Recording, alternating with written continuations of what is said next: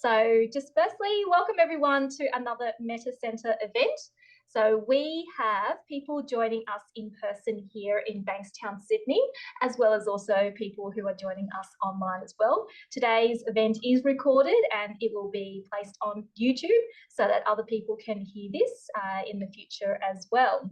So today we are so grateful to have Venerable Pema Deki, who is joining us, and she is joining us from India, is it? No, I'm joining you from the UK. UK. I will be back in Asia in November. So I'm just on the last day of my summer rains retreat. I think you know the 45-day summer rains retreat. We call it Yene in Tibetan. And I had the opportunity to do it in Bhutan or India, but actually my mother is entering a nursing home, and so it was better for me to do it in England. And so this is actually the last day of the summer rains retreat. So in Bhutan today, monastics such as myself will be teaching.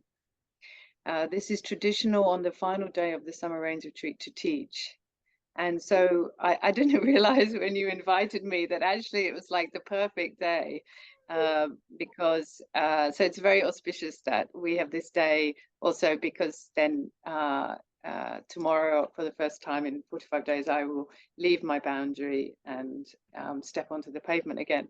So I'm very happy that particularly we're doing the teachings on this day when I've spent a lot of time doing intensive practice for the last 45 days. So yeah, thank you for inviting me. And I'm so pleased some people have arrived, because you never know, and everybody is so busy with their lives. So I'm so grateful that you've chosen to be with us. And I know everybody is very busy, so I'm sure if it's I won't be offended if it's boring and you have to leave. Don't worry, don't feel bad. Just decide that having a cappuccino is a better idea than hanging out with me. So, but I'm very pleased for any time that you can join today. Thank you. Thank you. Thank you so much, Venerable. And thanks for giving us that permission. But certainly with a topic like this, I think that this will certainly keep us engaged. And what we try to do with these events is we like to make them interactive. So for those who are joining us today, if you have any questions or any comments, feel free to ask away, or for those who are joining us online, you can pop it into the chat as well. So today's topic is on practicing in Bhutan, compassion in action. So for those who don't know, Venerable Pema Deki she's very inspiring. Her Buddhist path took her to Bhutan, where she founded the Opening Your Heart charity to help hundreds of children improve their lives.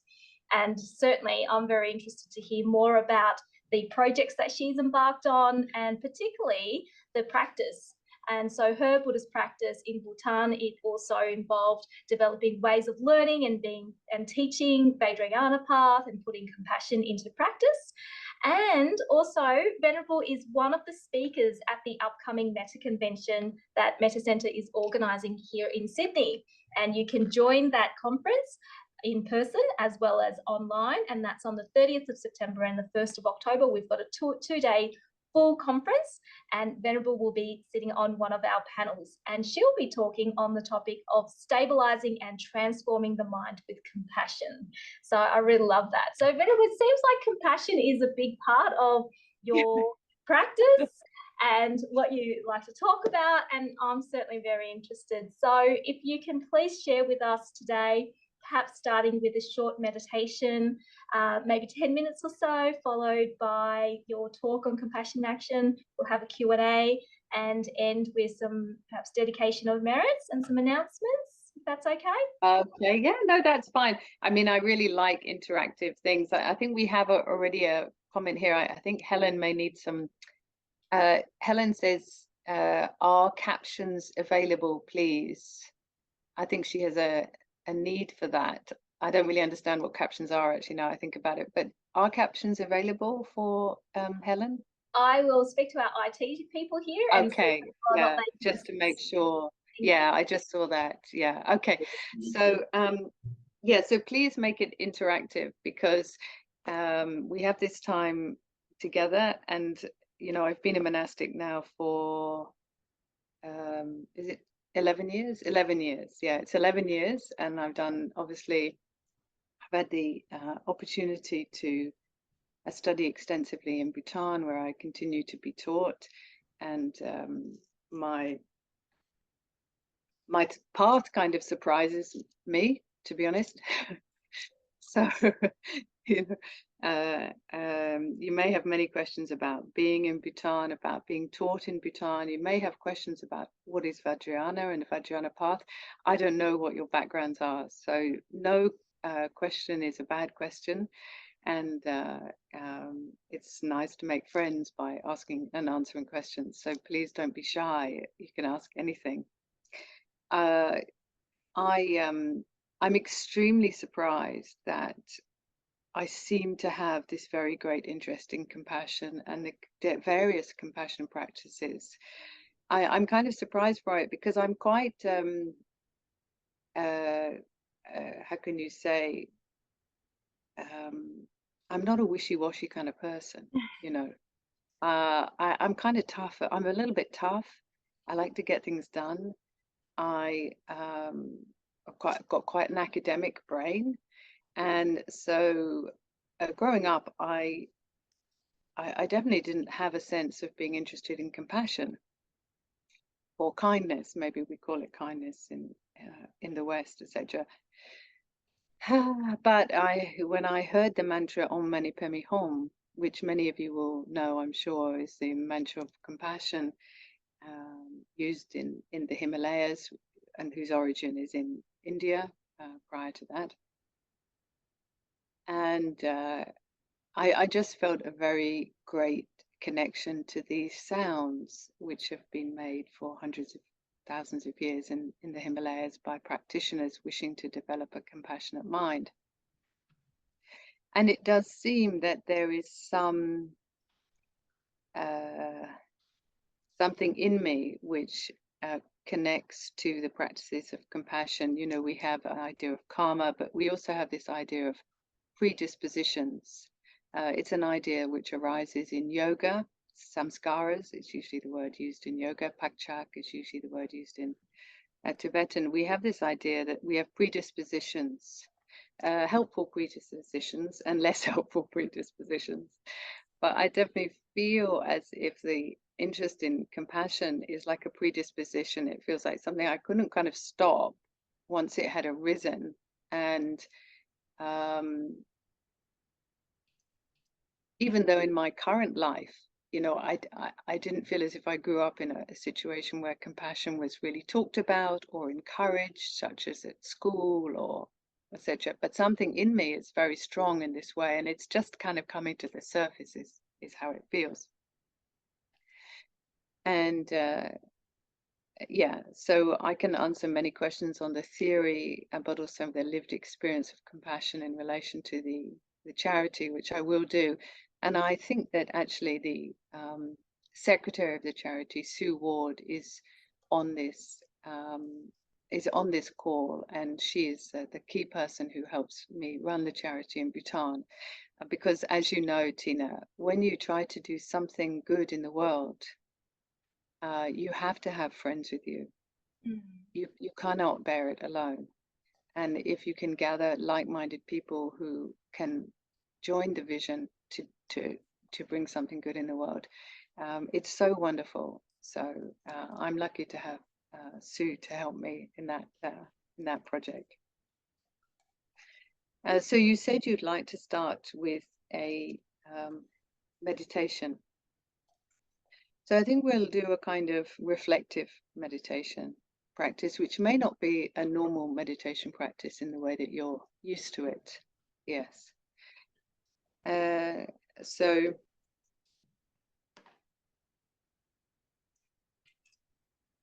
you know, usually we have the three aspects of developing the mind is hearing, then reflecting, and then meditating.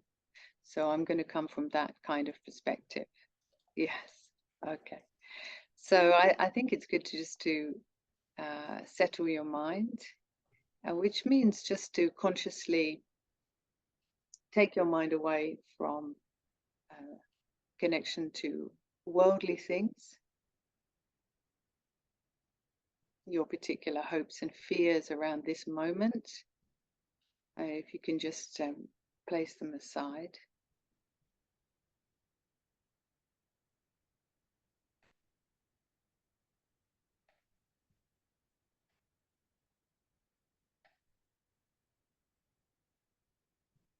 And as I'm sure you know, just bring your awareness into your breathing, this simple act of being alive from moment to moment.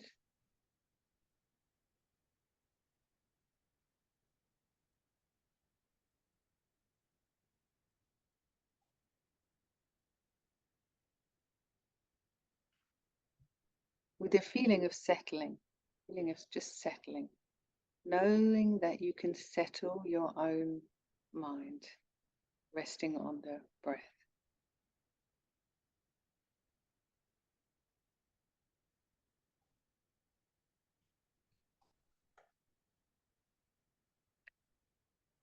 And what I'd like you to do first of all is to embody a being which has no compassion whatsoever. I want you to imagine yourself without any compassion.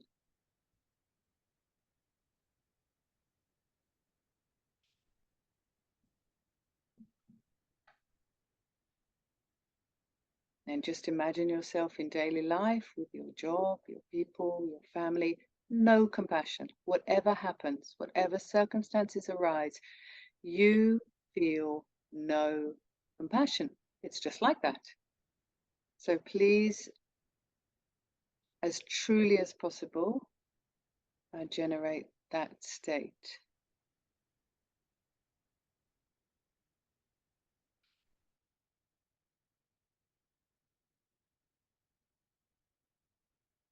How does it feel to be a person completely lacking in compassion?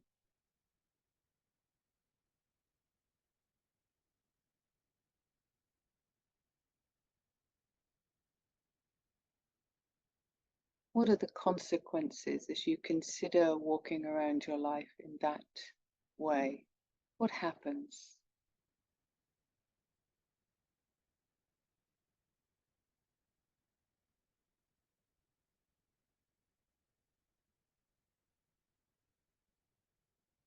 What's the effect on other people if you live your life with absolutely no compassion?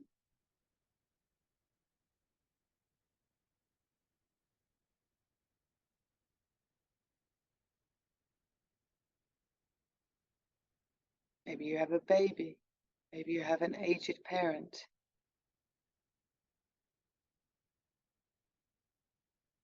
You have no compassion.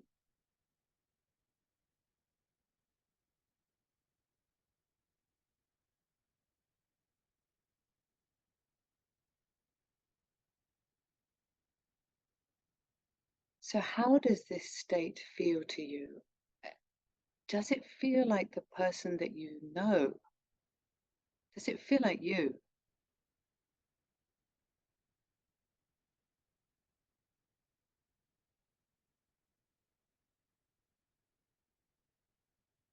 Do you recognize yourself like this?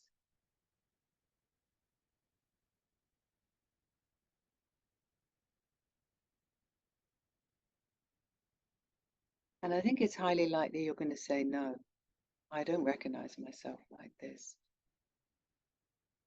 I am naturally compassionate.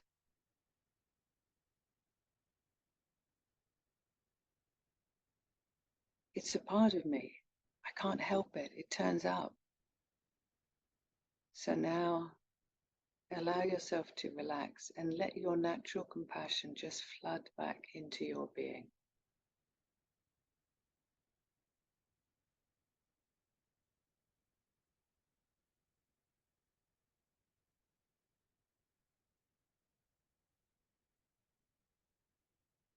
See how it feels to have that compassion, to know yourself in that way.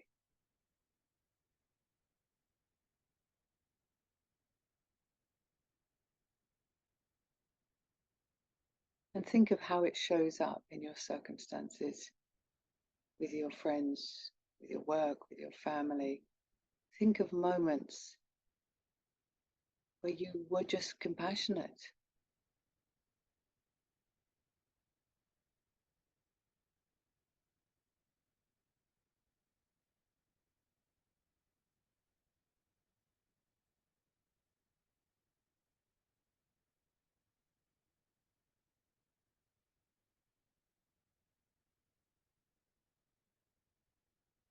And just begin to imagine that this natural compassion is capable of touching every being that you meet, every being that you see, that it can spread wider and wider.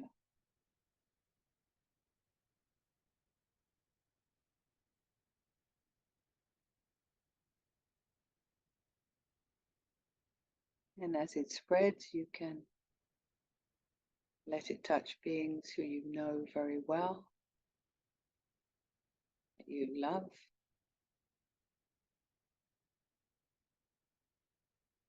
beings that you don't know so well, maybe you just met once.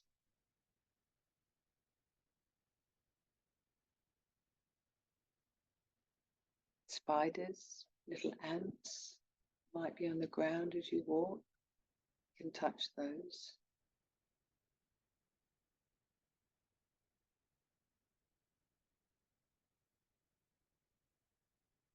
And it can spread and touch those who you struggle with, those that you find difficult.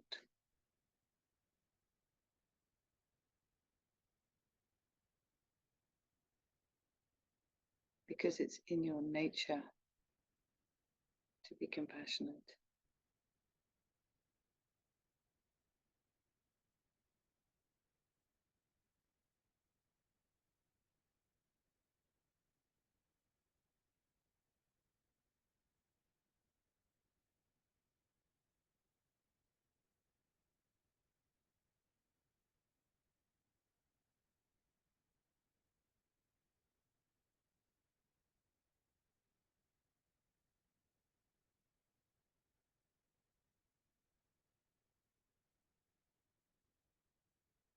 Good.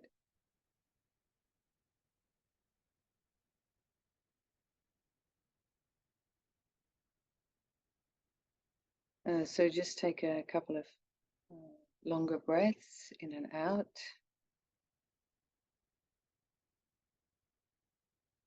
You can be aware of anything you've understood. This simple, short practice. Any feeling it's left you with, any determination, any way that it's altered you. You can write down anything that's helpful for you to note down from this small practice.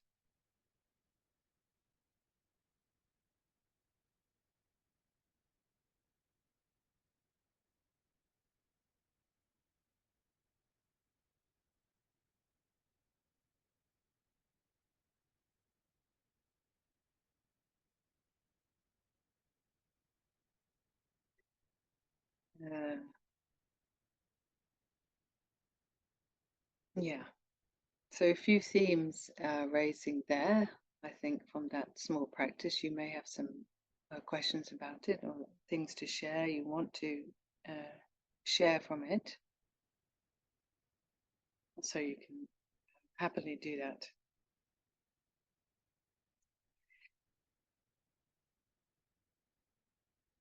So compassion naturally arises in the face of suffering. It naturally arises in the face of suffering.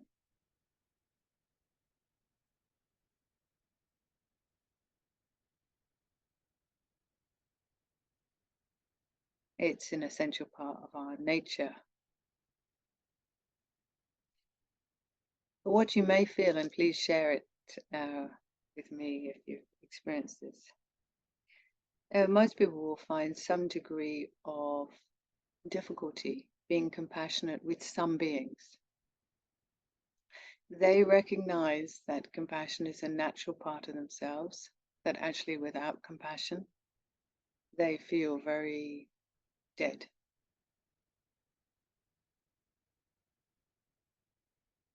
as part of a world of connected beings.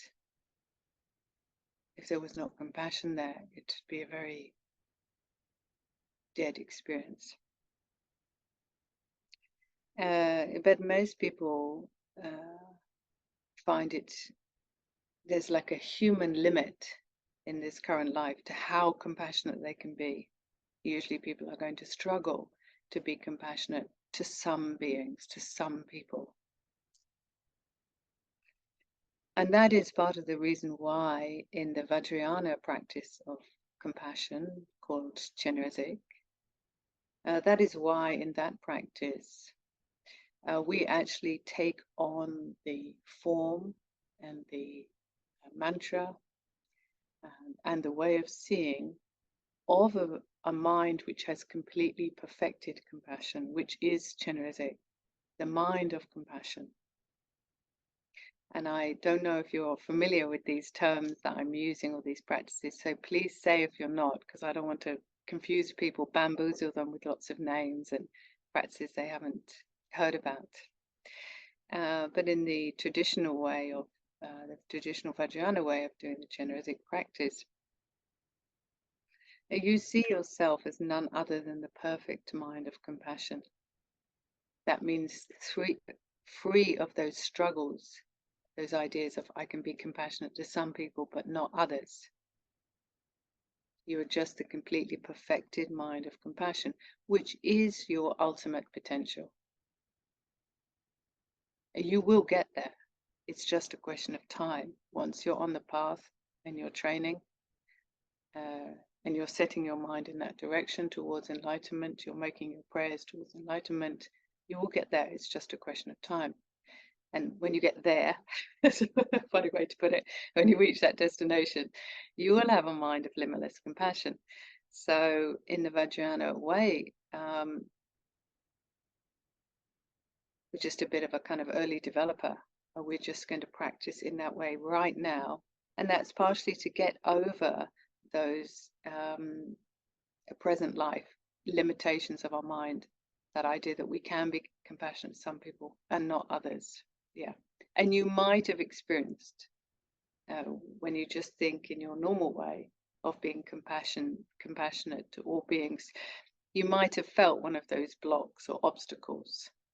And that's why, well, one of the reasons why, from a Vajrayana perspective, when we do the practice of compassion, we practice as if we are already the deity Chenrezig.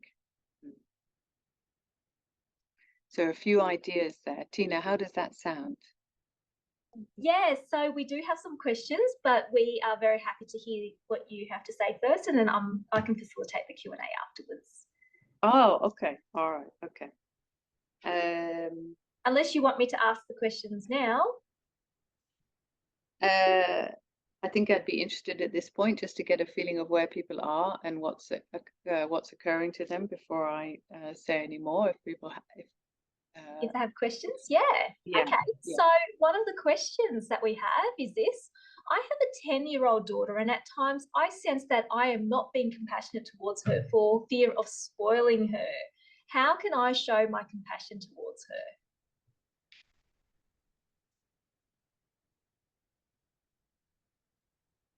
Not being compassionate towards her for fear of spoiling her. Oh, okay.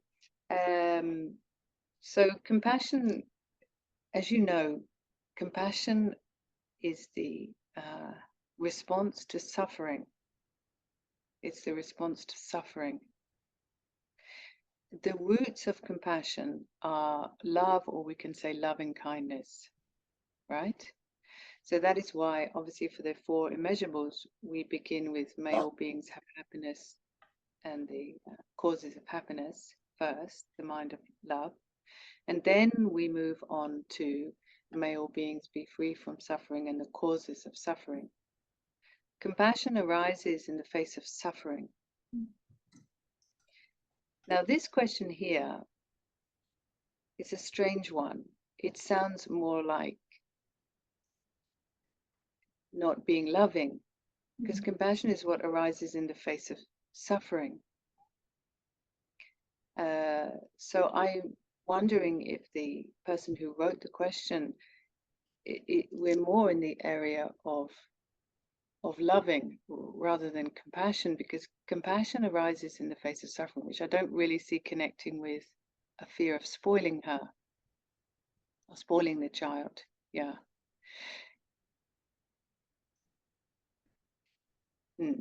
So that's what I would say there.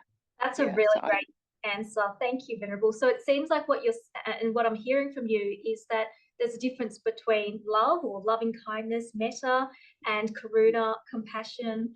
And so if the question is asked in this way, how can we show love towards the 10-year-old daughter without spoiling her? So balancing the two then. Yeah. Yeah, exactly.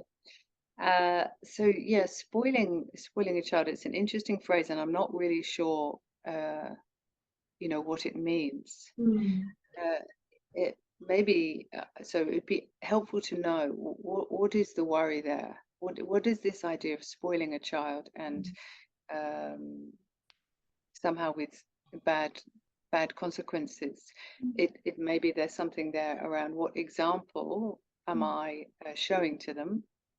You should be setting a good example, like we've been talking about, with right livelihood, right action, right speech, etc. Maybe there's some fear that if you don't do the right thing, somehow the three poisons are going to grow more in them, like greed and aversion or something like that. So I think this idea of fear of spoiling a child, I don't fully understand what that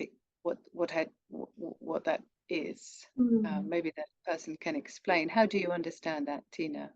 Yeah, I agree. Perhaps the person, if you have anything else to add, feel free to pop it into the chat. You can even ask us directly. Maybe, Venerable, I'm guessing it could relate to disciplining. So sometimes if we need to teach a child, we need to discipline a child, it can come across as if we're not being compassionate towards them. But at the same time, we have to balance that in not spoiling them and just letting them go without any type of boundary setting, for example.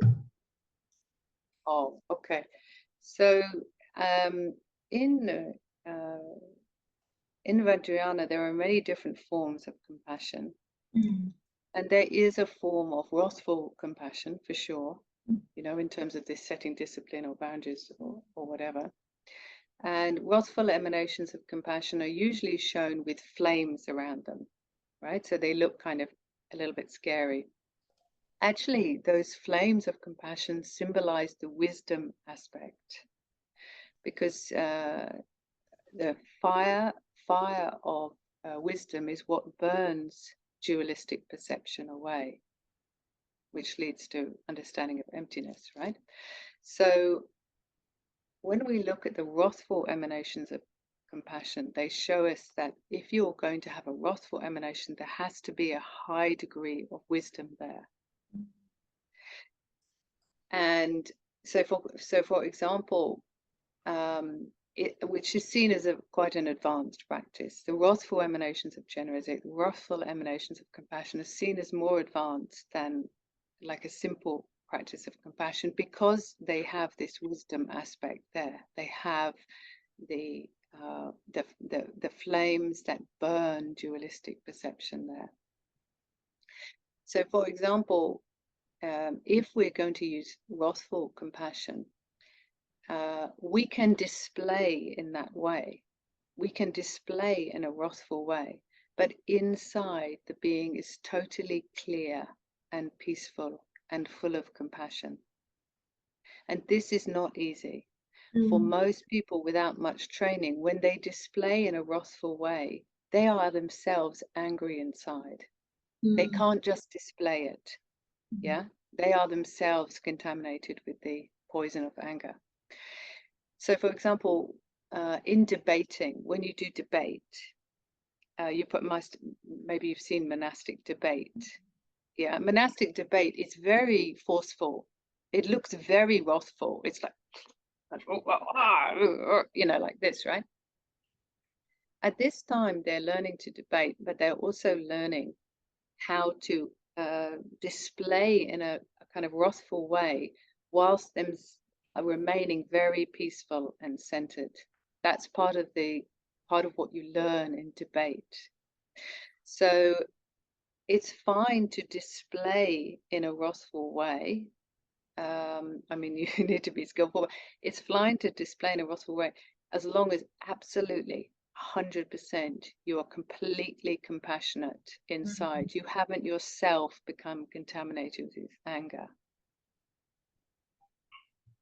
So I would say that in these circumstances. How does that sound, Tina? Excellent, very good. So really, for example, in the sense of disciplining or putting boundaries in place, we need to check our own emotions first, making sure that we're not acting out of anger, we're not acting out of frustration, but rather that we are acting out of that sense of compassion and wisdom, both of them being very important to that. Yeah, yeah. Wonderful. So in the Himalayas, in Vajrayana practice, these wrathful, compassionate beings, they're always red. They're always the color red. This symbolizes and they're purely red. The whole body is red, and that's the symbol, the color to symbolize completely compassionate being. So let me just get you here. So here's Hayagriva. It's one of my practices that I have to do. So on a very tattered piece of paper.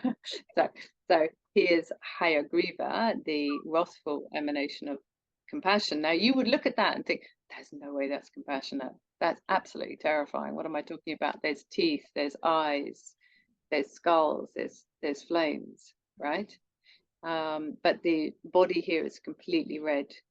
So when we train in this practice, we have to understand that is a completely compassionate being, and the flames are for wisdom, and their wrathful nature is just a display to help the particular being at that time. Now that's really interesting, Venerable, because very often people think of compassion as very soft and cuddly and all of that, which of course there is that quality to it, but there's of course also that side as well, where it's that wrathful emanation of compassion. And Venerable, that brings me to the next question. So someone has asked this question. It's not on the link because it's someone here in person with us. Oh, and good. A real person, yeah. We're very dynamic. So this person's question is this: I'm wary of showing compassion because when does compassion become excusing or even agreeing with their behaviors? Because that seems to happen. And a follow-up question, and because my meditation became very negative towards the end, thinking of some people, should I just accept that or try to change it? Okay, two really big questions. Can you just say slowly the second question again? Yes. I'm looking for a pen. I need a pen. Here, I have a pen now. Okay, yeah, just say slowly the second question again. Yes, so the second is, because my meditation became very negative towards the end, thinking of some people, should I just accept that or try to change it? Oh, such an honest question, huh? Such an honest question. That's it. And that reflects that idea that I said, that in the Vajrayana way, because we will reach our own limits, we will reach these conceptual boundaries, or even you can say these karmic links with people, which make it so hard for us to have that natural compassion which arises elsewhere. And you've seen it arises elsewhere without any difficulty. It naturally arises around some beings in some circumstances, right?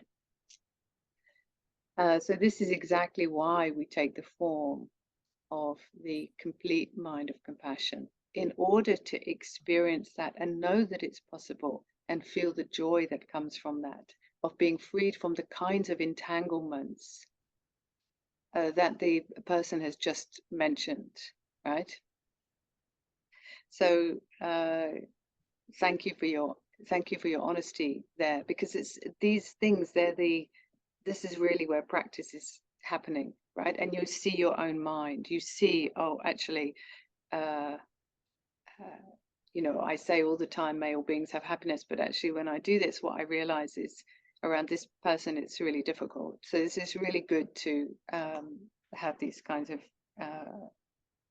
realizations. It really depends on the person, and I'm sorry I can't meet this person in the flesh. When people ask me these kinds of questions, you know, this is when you have your you have your teacher and you have your student, and then together you gradually move along together, right? So if one of my students was to ask me this question, I would then speak to them and just see what the best reply is to them, like the Buddha, 84,000 replies, right? The Buddha said completely different replies to the same questions in different circumstances, right? So this is one of those one of those times. So remember that compassion naturally arises out of the root of love. Yeah, that's how we understand compassion. When we train in compassion, we train firstly in love. Yes, and then because of the presence of love, and we usually use the example of the mother, right? Because of the presence of love, so somebody that you really, really care about, yeah, then you consider that person suffering. And then you know that's where the compassion is coming in, because of the root of love. So in this situation, I would backtrack your mind away from compassion and come back to love.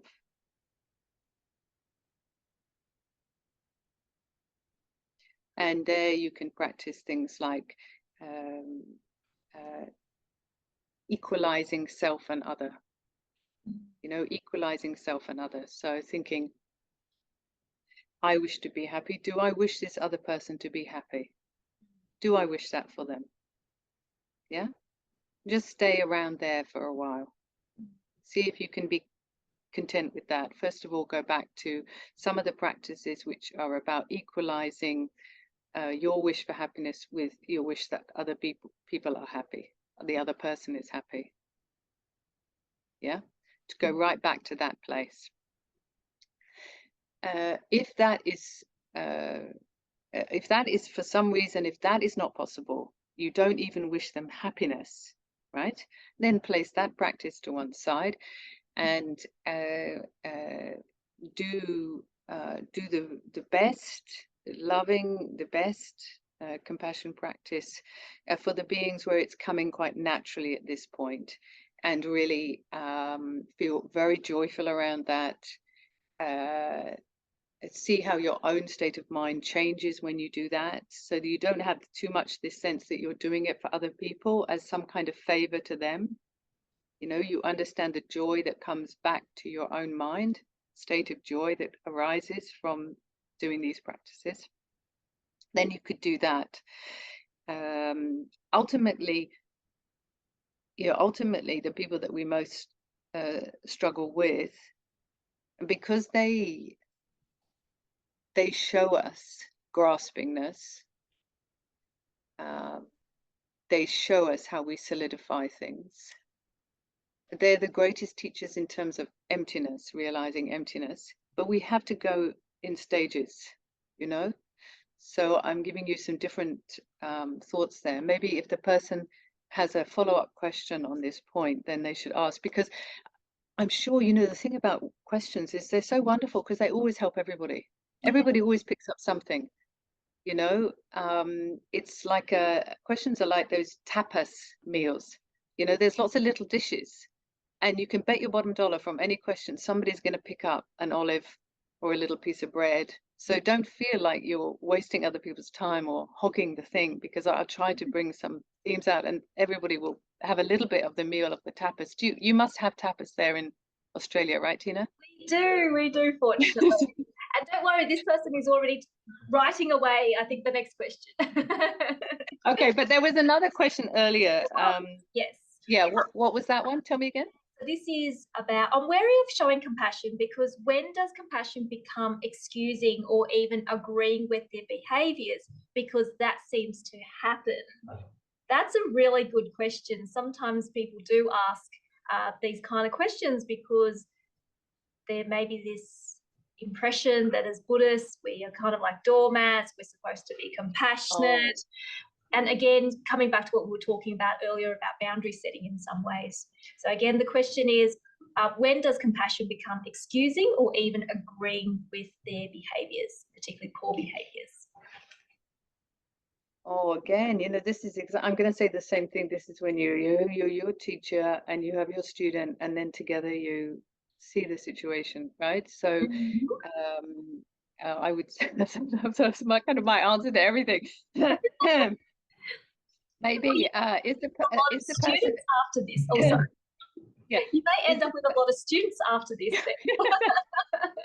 That's okay. But yeah, I don't know if the person's able. It would be very helpful to actually have the example that they're referring to here. Like that would be very helpful to me. Yes. They're writing away right now. Okay, good. All right. So we're in the relative world here. We're in the skillfulness world here. Yeah, it's really interesting. It's a very interesting question. So I'll wait for their example, I think, and then I'll return to it. Yeah. All right. So are we okay to move on to the next question? Yes, yeah, definitely, yeah. All right. Possibly also related to this as well. So how can we be more compassionate when most people care only about themselves, especially at work and in non-family settings? Is equanimity a better tool here?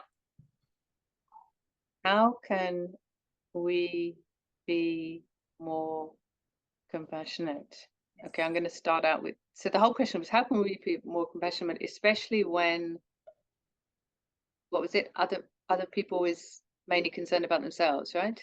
Yes. And if it assists you, I've just sent that to you in a message, if it's easier for you to read the question.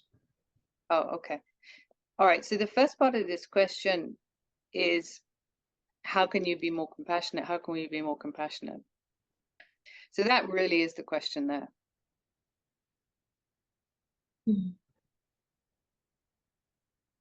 I think you have to properly take that idea on board. Because certainly if you're a Buddhist, maybe you're not a Buddhist. If you're not a Buddhist, then there's more options. You can decide to like compassion, not like compassion, take up basketball, go for ping pong, I don't know what. If you're a Buddhist, then you are saying that, certainly from a Mahayana point of view, so it's the only one I can speak from, Mahayana or Vajrayana, no matter how many lifetimes it takes, I will attain Buddhahood for the benefit of all sentient beings. So if we're going to think of our lives in that way, if we're going to think of our aims and how we are saying what we're going to do with our time, what we're going to do with our life, then when we've set that framework, then you've asked a good question. Okay, in that framework, I've set that framework up. Now, part of that, it's a very crucial question. How can I be more compassionate, right? Okay, so maybe you've realized compassion is necessary. Like we did in the beginning, you've realized there's lots of self-grasping, there's lots of limited compassion in the world, there's lots of jealousy, I don't know what, we all know that's there, right? But the question we need to ask is, how can we be more compassionate? That's the journey, that's where your focus is. That's where your focus is. Like the brave person who said, I realize at some point my compassion stops for this person. It's hard for me to be compassionate to this person. This is where your focus should be, on your own development of your own compassion, your own Buddha nature, your own potential to become a Buddha. Of course, the circumstances, we're in samsara. You've seen samsara, people are self-grasping, whatever. Yeah, brilliant. We know that. We're Buddhists, right? Mm-hmm.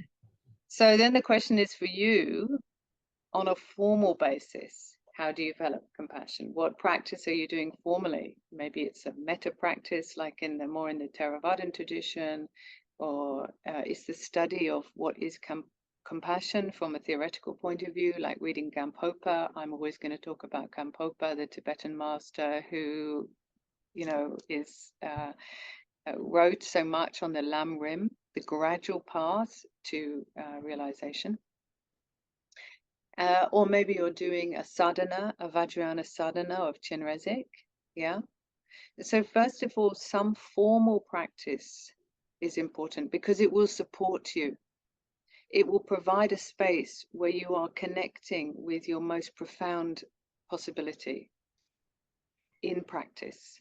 Yeah, it's different from outside practice. Yeah. So first of all, learn about compassion, learn how it's seen in the Buddhist world, and do a formal practice of compassion. Make a commitment to it, to develop it, you know, through a formal practice. Yeah.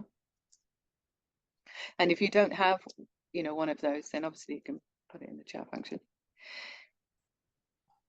Then your second question will be, okay, so in post meditation, which is the harder phase? It's the harder phase from a Mahayana point of view. When you know, when non-dualism is realized on the first bhumi, that's meditative stability with wisdom, and then from there the distinctions in the bhumis come in the post-meditation phase. So we have to recognize that post-meditation in some ways is more challenging than formal meditation in terms of how it's, you know, in terms of how it's written. So then I would say be very skillful and small. Think, okay, in this situation, with this particular person, how can I be more compassionate? What is going to skillfully work in that situation? You know, and sometimes that will be refraining. You know, it'll be an abandoning practice. It will be not speaking, or you'll just, you know, whatever, let some words go over your head, just not engaging. You know, sometimes it will be doing some positive action, like getting them food, or I don't know what it is, or painting their garage or something, I don't know.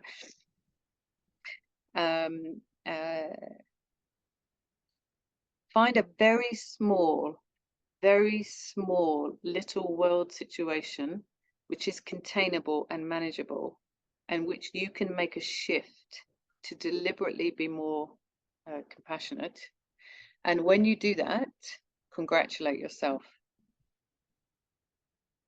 Absolutely congratulate yourself. You have to know that it made a difference, that your training and your intention and your wish to develop compassion, it did something in the world. You put it into action. You give yourself a big thumbs up, right? And then you can look for another little bit.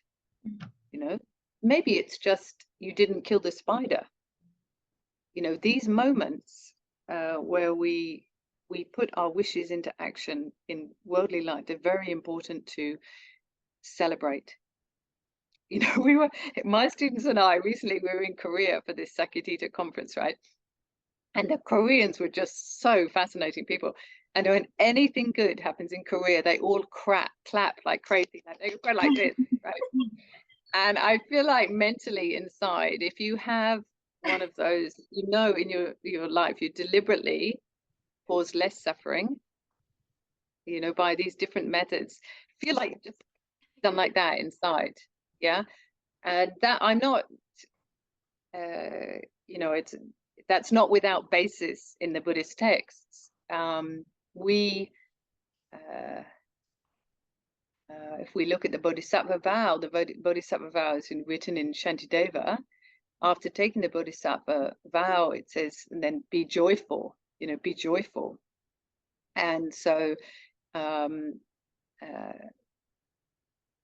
don't forget to mix the development of your compassion with the joyfulness that comes from it. And yeah, so that's the only thing I'd say about that post-meditation aspect. Yeah. So that's really the question, is how can you, in your daily life, in your circumstances where you're born and the karmic links that you have, how can you become more compassionate? Yeah. Great. And everybody in the audience should be thinking that, not just the person that answered the question, right? Yes, Tina? Great advice, I think. So thank you. There's so many things in there that good advice and things that we can unpack. Venerable, would you think that for those who struggle to develop that kind of compassion, so in this example with people who only think about themselves, so people who are quite selfish, do you think that for us to see and understand the other person and touch into their suffering, that will allow us to bring up our own compassion? So in this example of someone who feels it's hard for them to be compassionate towards people who are selfish, if we can actually see that this other person, that through that selfishness, they have that suffering, and we can touch into that then the compassion can arise from there. Oh yeah, definitely. But we should be very wary at this stage of thinking that this other person somehow is very selfish and self-grasping, and somehow we are not suffering from that. We're not bound by that, right? So until we're at the first level of a bhumi, we are going to have what's called an innate sense of self. And there's two kinds of sense of self talked about: an innate sense of self and an imputed sense of self. And all beings will have an innate sense of self. So yes, we can definitely see, of course, absolutely 100%, that self-grasping nature of another, and often it's easier to see it in other people. This is the point, isn't it? Yeah. And recognize that it's keeping them bound, that it's a cause of suffering. It will be a cause of future suffering. But I think we have to recognize that we also swim in that same pond, you know, right now. And until we've tamed our mind and really made some progress, then we will, our innate sense of self is also pretty huge, to be frank. It's just not that easy for us to spot it. So I think rather than thinking they have it and we don't, it's a compassion based on recognizing they're suffering and we're suffering with this too. Oh, I'm like you. I'm like you. And in that way, is there a role that equanimity practice can play? So the other part of that question is equanimity a better tool here? Either rather than compassion or in conjunction with compassion?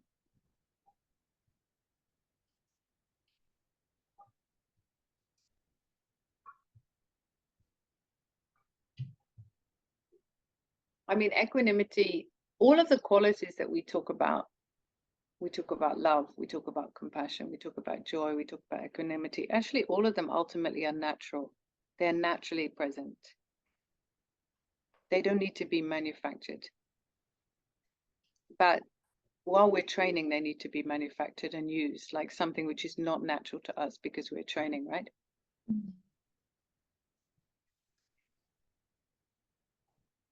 I mean, equanimity is really basic shamatha, in effect. It's a peaceful mind. It's a non-disturbed, you know, where the, how do they say it? Where the waves of the ocean are naturally stilled. You know, it's not enlightenment.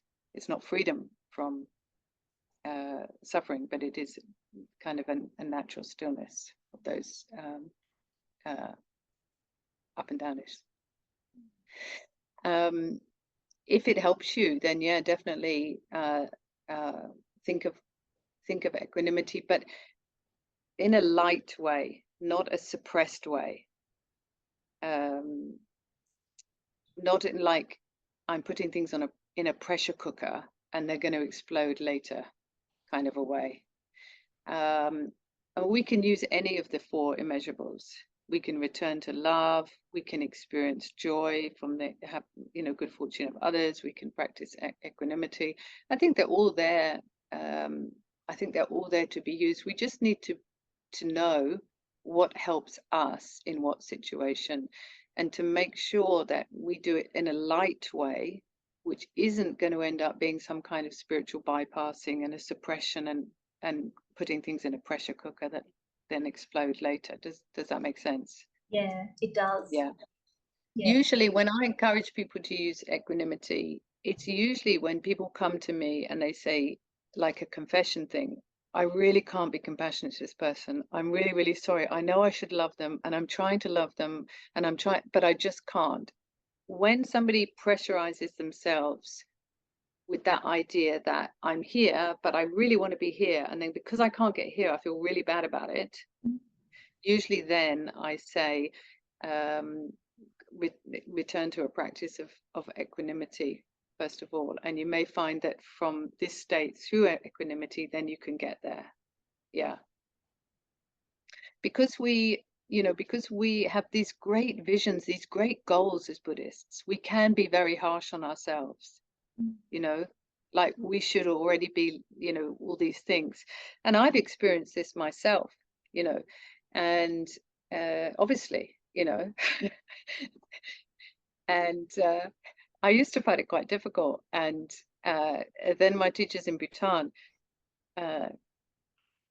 they used to say, and maybe they still will be saying to me, right now you're an ordinary being. Do you think you're not an ordinary being? Relax, you're an ordinary being, you're on a path, keep going. Sometimes I think because this idea that we've become a Buddhist, it's like we're no longer an ordinary being. But just look at the Buddhist texts. We have ordinary beings, partially pure beings, and pure beings. Right now, we are ordinary beings. We're all ordinary beings, like the lady who thinks the other person is selfish, or the person who thinks the other person is selfish, but somehow they're not selfish. We're all in ordinary being state right now, and we just have to hope that the circumstances arise, that we get the teachings and we meet the Sangha, and that we can begin to gradually move. But we have to recognize right now we're ordinary beings and not fool ourselves, around that, or pressurize ourselves, something about people that are drawn to Buddhism, it seems to really attract people who have integrity. Really, it seems to attract people with integrity. And so sometimes I feel because of that quality, we're very harsh on ourselves, and we don't have the capacity to go, okay, ordinary being, Excellent. And just on that point about being too harsh on ourselves and us needing to develop some compassion, we've got another question. How do I develop compassion for myself? Often the critical mind really takes over, and all that is left are hard feelings, no warmth.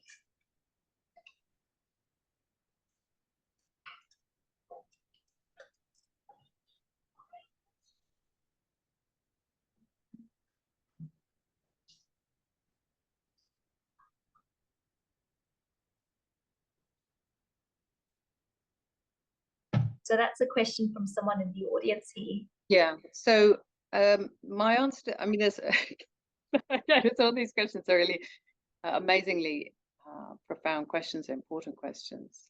So first of all, I would say that it says often. That means that this is not all the time. That means that this passes, is impermanent, and then some feeling of greater warmth returns to the being, right? It's not that in the exercise we did when we imagined ourselves with absolutely no compassion and in no circumstance, it's not possible for it to arise, right? I don't think this question is saying that.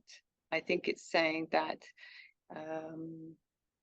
the capacity to recognize the preciousness of their human existence and to take care of themselves without clinging is not very stable. It's kind of coming and going, right? So I would say to them, just think, are these permanent feelings you have attached to as if permanent, or are they impermanent? So if they're impermanent, then what brings you out of them? What happens to help you not remain there? How do these feelings pass? And what's the feeling like when they begin to pass and something comes instead? what's going on there, I would say. Mm. Sometimes, sometimes this idea of a critical mind is very much related to our cultural upbringing, how we've been treated by others, and internalizing others' judgment, etc. And sometimes, in a relative way, it can be useful to really look at what that's about with, like, a therapist or a psychologist or something, So to be free of a critical mind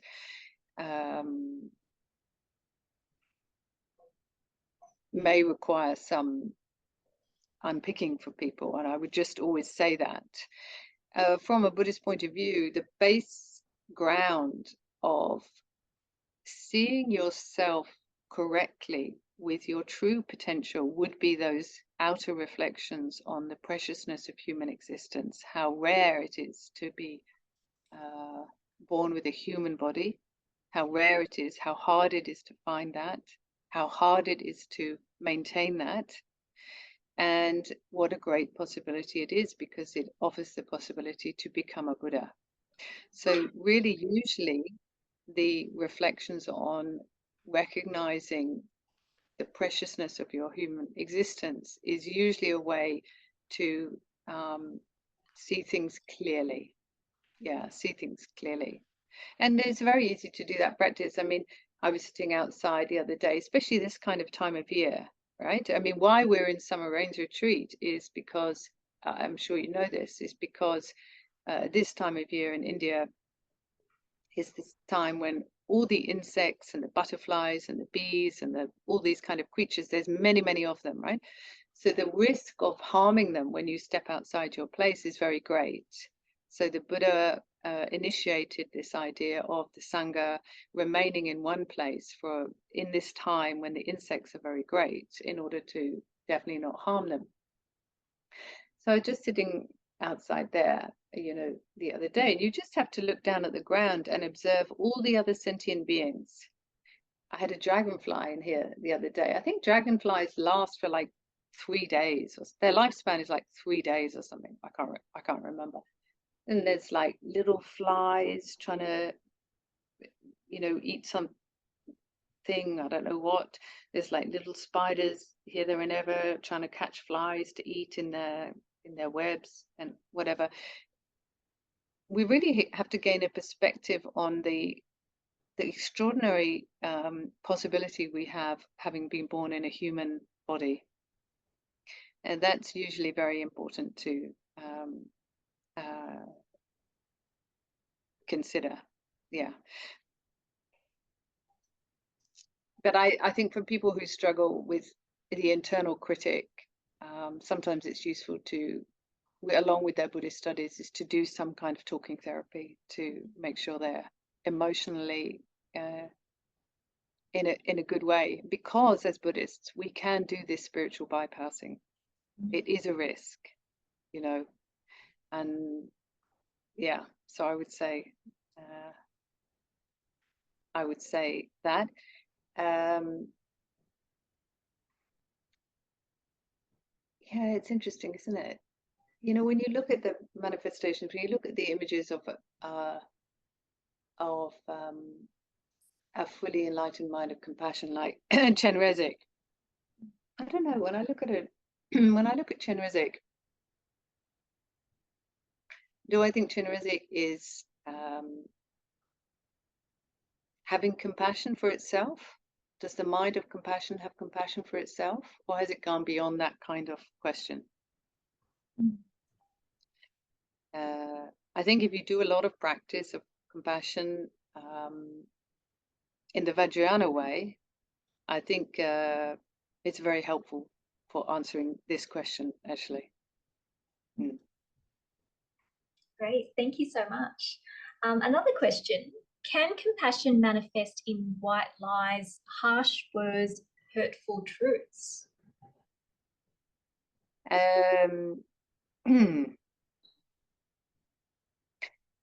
We have to be very skillful in this area. As I've said, a wrathful emanation of compassion is only truly wrathful in the way that we talk about it in Vajrayana terms, if the inner being is completely filled with pure compassion, completely filled. This white lies, harsh words, hurtful truth, you have to know. You have to know.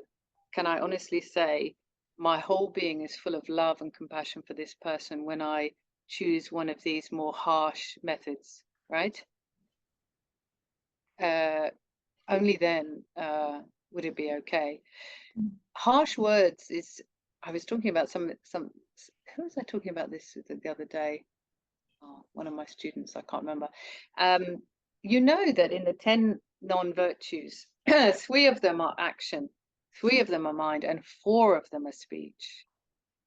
You know, speech is very dangerous, you know, hence we have noble silence, don't we, etc. And harsh words is one of the non-virtues, the basic ethical principles of Buddhism. So I think we have to look at that carefully. Yeah. Very good, thank you. And another question, can the practice of compassion in its various forms lead to any states of jhana? Any personal experience that you can share with us? You mean, Diana, just in terms of meditation, or how can I just check the definition of this word Dhyana from Sanskrit? Yeah, I'm guessing it would be through meditation. Just meditation, any states of meditation. I mean, it's a really difficult one. So in Himalayan Buddhism, we have many levels of what would be called samadhi in the yogic or Theravadan tradition. Many different forms of shamatha, many different ones, right? Shamatha with support, shamatha without support.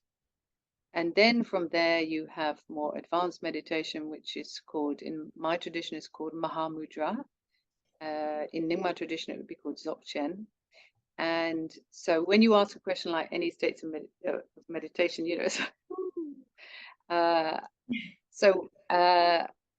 can the practice of compassion in its various forms lead to any states of dharana? So in terms of, the many forms of shamatha, the many forms of quietening the mind, stopping it being distracted, then definitely the mantra of compassion, like any mantra, is there to protect the mind. You know, remember, mantra means mind protection. So it's there to protect the mind from harmful thoughts and from distraction, basic distractedness. Yeah. So any mantra can function like that. And if you've used a mantra for a few minutes, you'll know that very well. There's nothing better than feeding your distraction of just saying the same mantra a million times. You know, your mind just wanders off, isn't it? So actually, you know, the basic use of a mantra is to stabilize the mind. I'll be talking about that in my formal talk at the convention, whenever that is. So that's definitely going to lead to a practice of shamatha, potentially. And then in how we practice compassion in the Vajrayana point of view, we have the 2-stage practice, which is a generation stage, and then we have the disillusion stage.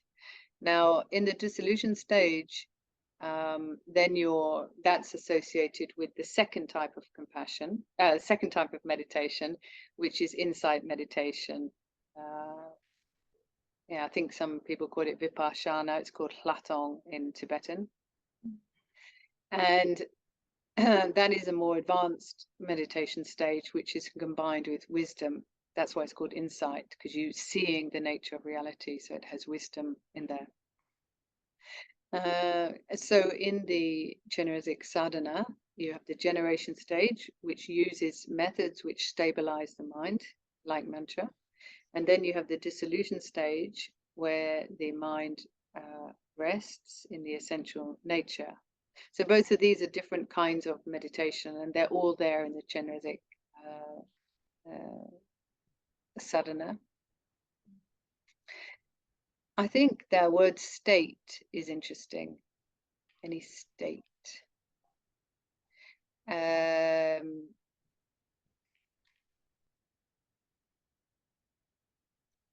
think that in the beginning, state, I think we really want a state. We really want to occupy a state which is free from distraction, and we really have a tendency to want to hold it quite tightly because we're very aware that distraction is close by and it's a bad enemy could come in any moment. As the mind gets more trained, more relaxed, the word state, it just has a bit of a fixed feeling about it for me. So something more like a flow is better.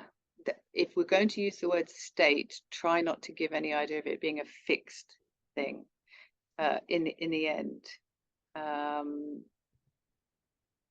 In the beginning, you know, when we're training in the beginning, we really want things to really want things to work. We really want to be meditating. We know we've got it and it's here, you know, and that's fine. That's totally understandable. As we become a little bit further down the line, things will become maybe a bit more like a flow or a stream, where maybe the word state's not so appropriate. Any personal experience that you can share with us?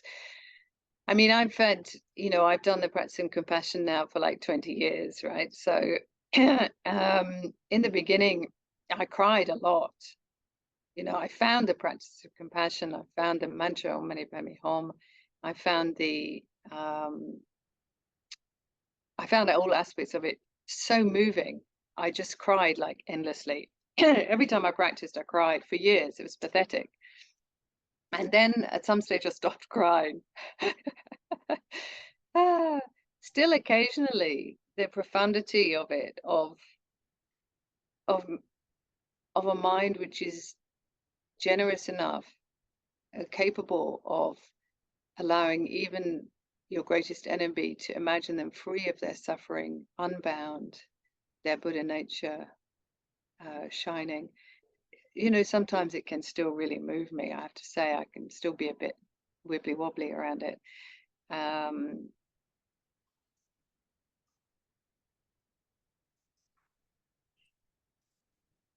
You know, and when you've practiced in that way, what you've seen in yourself is something greater than you may have ever imagined. And if you can recall that, you may find that you can do things in daily life you never imagined. You can say things you never thought. You can wish, you know, a love and a wish for those to be happy. And yeah, I think it's that's been my experience. That's been my experience of it. And I'm just really lucky because in the Vajrayana practice, there's many forms of compassion. I mean, I showed you Hayagriva there, right? The wrathful form. There's also the two-legged standing form of compassion that we use for smoke offering practice. And we use the mantra Om Mani Padme Hum there as well. And that's a beautiful practice where you offer to all beings. And it's just a wonderful practice. So although there is a wide range of compassion practices which can open you up in lots of different ways. Yeah. Great. I've forgotten what the question was now.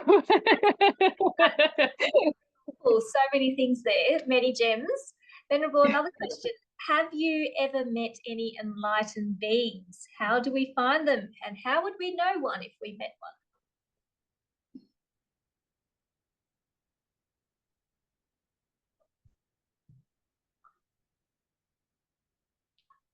So we do have to think about the definition of an enlightened being here, right? So if we really look at the definition of an enlightened being, it would be a being who has achieved full Buddhahood. So that would be having gone beyond the 10th bhumi. Yeah, so that would be a Buddha, an actual Buddha. So that would be rare, I think. Yeah.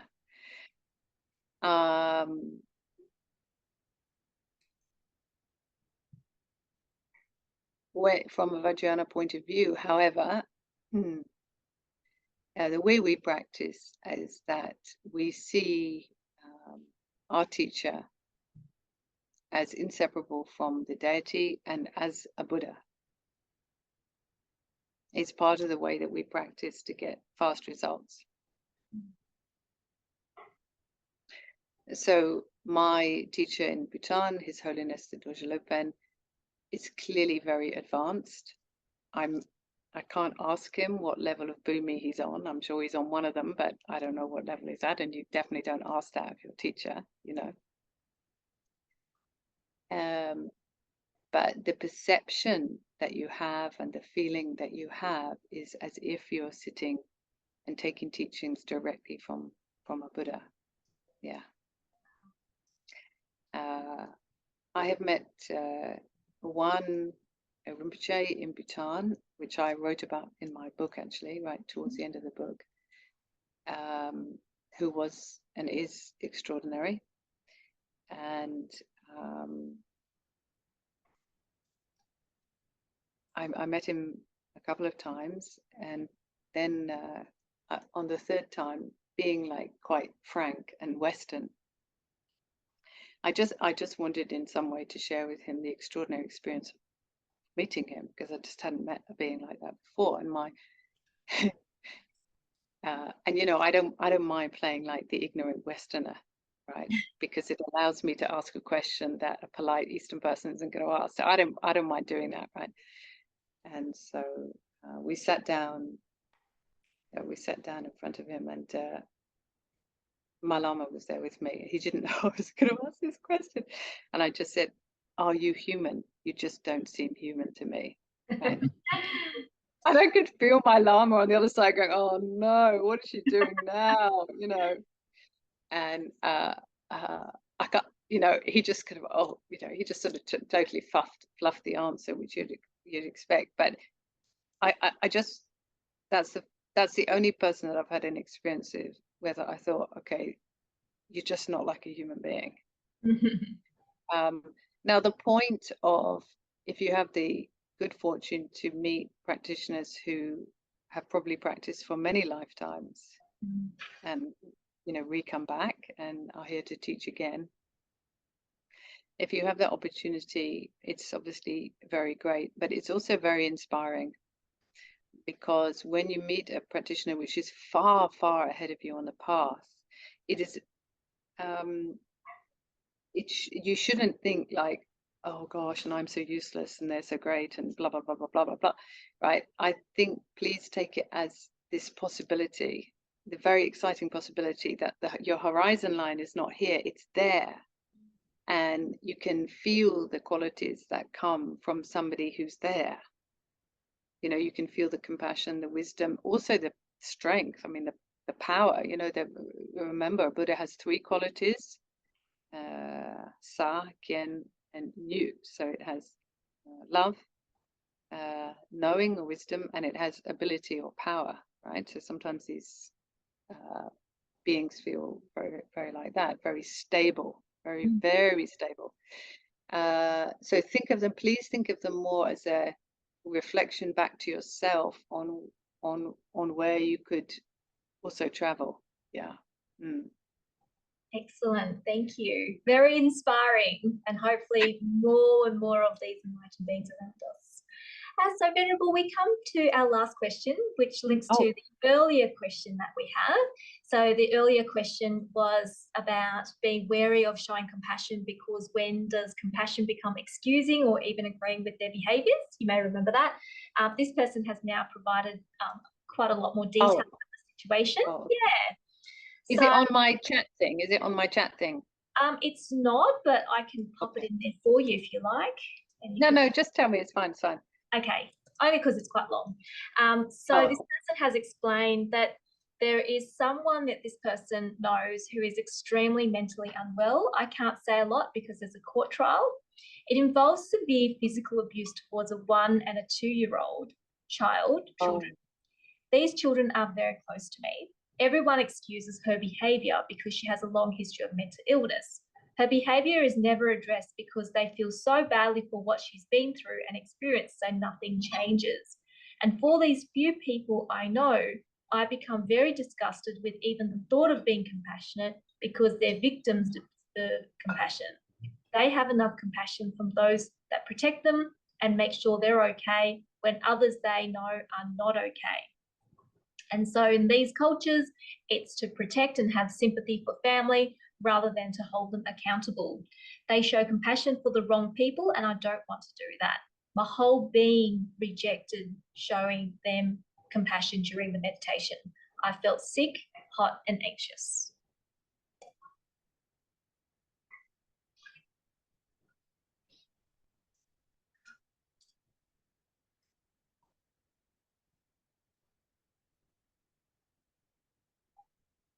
Well, a tragic situation, isn't it? It's actually a tragic situation in which suffering is begetting suffering, and you know, the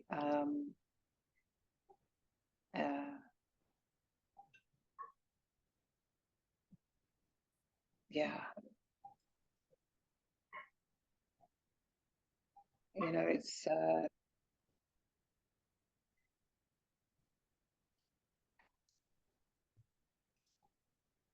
these very ghastly situations that are the human continues to participate in.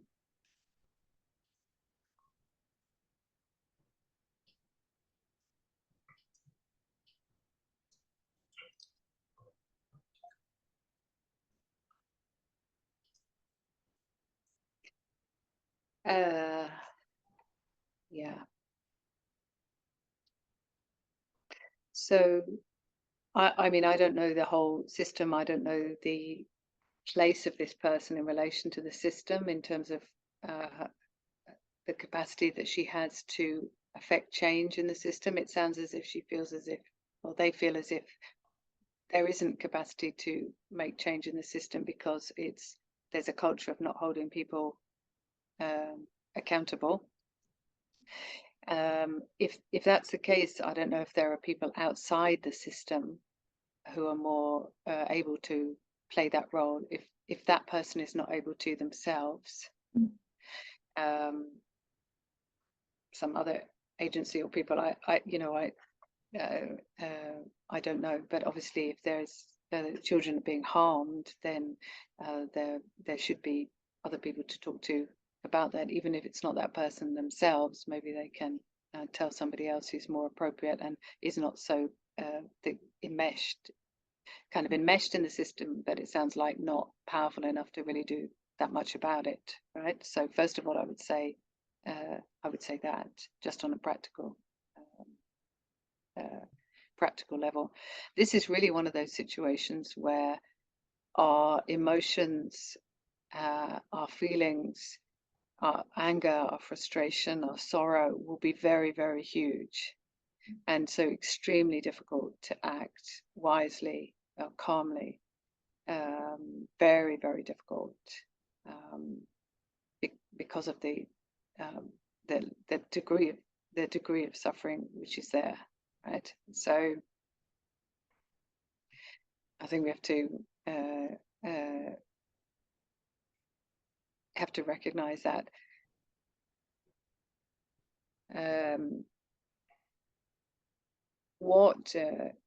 What will bring her a peacefulness of mind in this situation? So sometimes it may be that it's not okay to say something, but if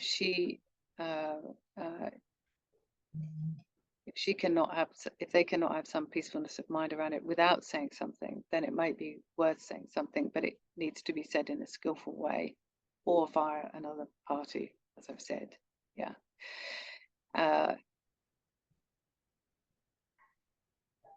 From lifetime after lifetime, humans have inflicted great suffering on other sentient beings, and they continue to do it.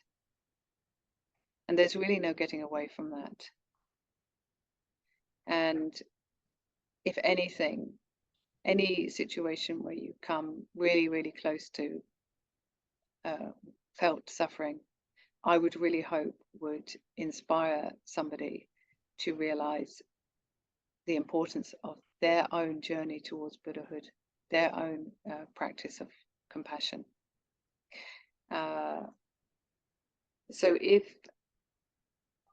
all of the negative energy around this, if she can really dedicate her practice to helping develop her own Buddha nature, her own capacity to help others, then I think that would be, in her formal practice, that would be good. But I think when our emotions are very, very raised like this, it's very hard for us to manage ourselves and do the right thing without making a bit more of a mess of it, to be honest. So I would say, I mean, I'm giving you different ideas here, but I would say see if an outer party can maybe help.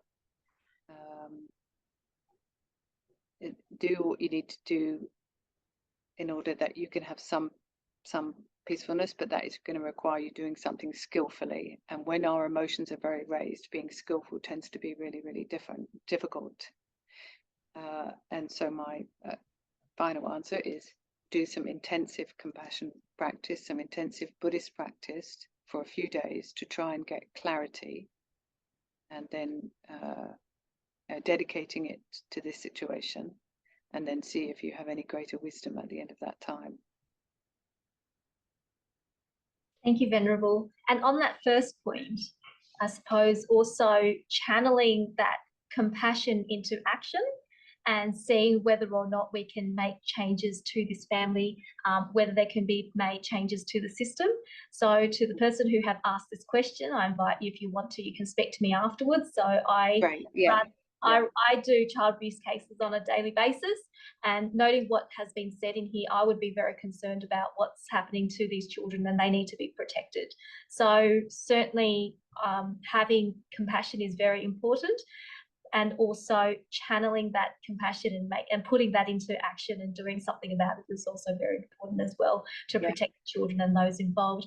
And often I find that in doing so, in some ways we are also extending that compassion to the parents involved in this, so that they don't continue to do and create negative karma and actions for themselves by continuing to perpetrate. So stepping in and protecting the children, I think, is going to be really important in this. Oh yeah, brilliant, Tina. Well, thank you. Yeah, that's exactly the kind of solution that I was trying to sort of suggest there. You know, from my work with my charity in Bhutan, you know, which deals with helping children with special needs, and I see very difficult things sometimes, you can imagine, right? And this capacity to be skillful, be determined, be calm, and to not let our own compassion be shriveled up and beaten up by seeing suffering, but to remain like Hayagriva. You know, it takes a time to get there. It takes a time to get there, and it seems like impossible. How could you be in this situation and be truly compassionate? How? It's just like that's like colluding with it or something. But there is a space which isn't like that, where you can be truly compassionate, but it doesn't mean that you don't do anything, you don't say anything, but you are calm and clean and not contaminated with lots of anger. And that's what makes it, that's what I was talking about earlier with the wrathful emanation of compassion, and it's an advanced practice. So I think, yeah, if Tina is able to give some external support and external perspective, that sounds really ideal. I don't know if the person's on the chat, but I really hope that comes to something. And yeah, thank you for raising this question. I've done my best with it, so I hope something was useful there. Yes, absolutely. And Venerable, maybe to end the session today, could you say some things about the Opening Your Heart charity that you've set up? And I'll pop that into the chat as well as into the YouTube link. So if you're watching this on YouTube later, you can just go and have a look at this. So Opening Your Heart charity, what's this all about, Venerable? Oh no, I just, I founded it's called Opening Your Heart to Bhutan. That's the name of the charity, and it's a UK registered charity, so it has all the proper stuff, trustees and whatever. I must have been mad, but I set it up in 2015. I never thought I'd found a charity. I mean, that's the last thing I ever thought I'd do. But I had one of those moments, and this case we've just been describing, it may be one of those moments. It was one of those moments where I knew I had to do something. I mean, I've seen lots of difficulty in the world. Who hasn't? I've put on the television. I mean, you just have to put on the television to see difficulty in the world, right? But I met this girl in southern Bhutan who just totally impacted me, and she had degree of cerebral palsy, and she'd rarely been out of the house. She was 19 at that point. And I just thought, you know what, in England it wouldn't be like this, and I'm sure I can help to make this situation better for her. And I was very clear. I had that kind of clarity. There was no kind of like, oh, should I not? Wait a minute, should I do this? It was just absolutely boom, And when you have those compassion boom moments, then they tend to lead to something, And so then eventually I founded this. I helped her, and and then it was just a formal charity, and we built.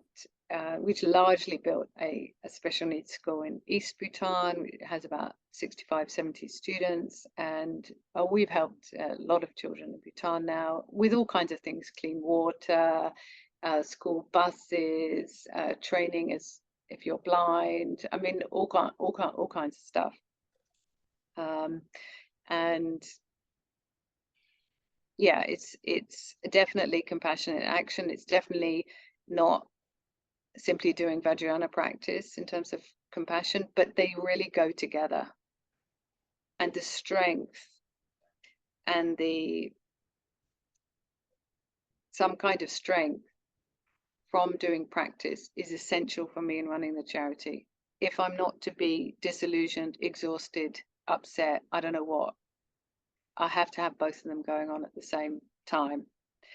And yeah, so we're always doing things. We're raising funds for a school bus for a special needs school in Thimphu at the moment, and we're feeding children and all kinds of things. So if anybody wants to get involved, or if they're going to visit Bhutan and they want to meet some children or whatever, then just let me know. And yeah, I am really pleased actually that I have founded this charity and helped these children. I really encourage you, if you have any feeling like that you found an area of the world where, however small, where you could make a deliberate change for the good for others, then I encourage you to have the courage to do something about it, either in your little community, you set something up, or an event, or even make a foundation or a charity. Find something where your heart is so moved from practice that a thing arises where you think, here, this, and it is a boom. It's a compassion boom moment. Yeah, if you have that chance, then have courage and do it. Yeah. Amazing. Thank you so much, Venerable. What an amazing session. And thank you so much for your kindness and patience in answering all our questions. Great questions. Oh, I love questions. I mean, it's quite difficult on the hoof, but I do my best. And as I say, like a tapas meal, hopefully somebody, you picked up bits and bobs, Very real, very good. Thank you again so much. Can I invite you to do a closing prayer or dedication of merits, noting all the good things that we've done today in this session together? Yeah, of course. Is it all right in Tibetan? Absolutely. Anything else? Okay. So think of all sentient beings without exception. Yeah, I know we want to accept some of them, push them out. Just relax and think of all sentient beings. And then we'll dedicate the merit that we've generated here in a really wholehearted way, without any holding back. Please make this help free all sentient beings. So Gewadi, you do that. Then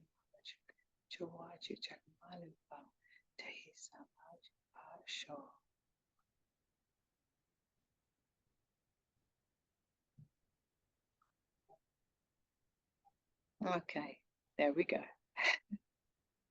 Thank you, Venerable, and thank you everyone for participating today. Yes, thank you everyone. Such a great session.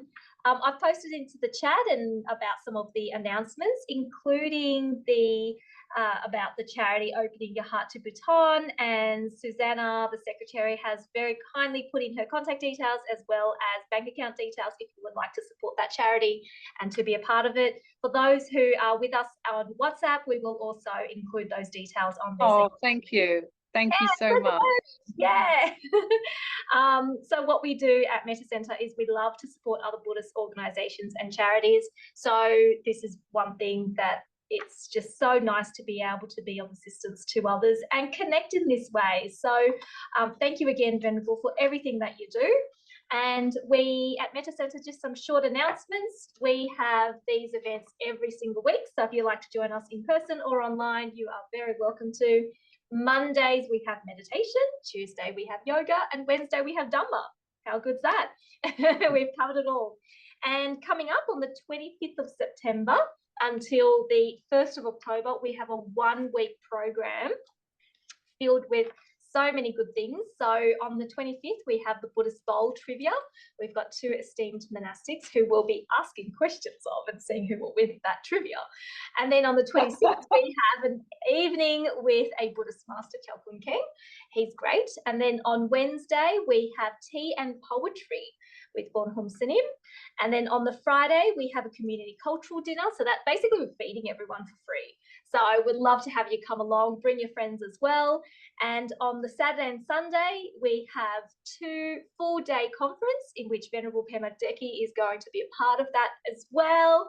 So we're so excited to have these events happening, and they're free as well. So another way for us to share Buddhism in the community with the community. And if you would like to support the work that we do, there's some details for how you can connect with us, either through Facebook, online, WhatsApp chat, and of course, if you'd like to make a donation, we'll greatly appreciate that as well. We also have a donation box here as well. So we would really love to see you again very soon. And Venerable Pema Deki, thank you so much for today. I really enjoyed it, and I hope you did too. And good, yeah, no, I loved you all in Australia with your beautiful koalas. And I was there, I just loved all your koalas. I went to some zoo outside Sydney to see koalas. I had to go on buses and everything. Oh, it's just a beautiful experience. So hope to see you in person at one stage. Oh, that would be excellent. So if you do come to Sydney, please let us know. Yeah. Part of what we do at Metta Centre as well is we support monastics who are visiting Sydney. So we can provide assistance with accommodation, Dhamma centres, and koalas. Organisations, koalas, if that's your thing. We can organise that. We're koalas at Metta Centre. Someone's offering. Oh, they were so cute. Don't know if it's legal, but you know, whatever it takes. All right, perfect. See everybody again, okay? Thank you. Thanks, Venerable. Okay, bye. Have a good night.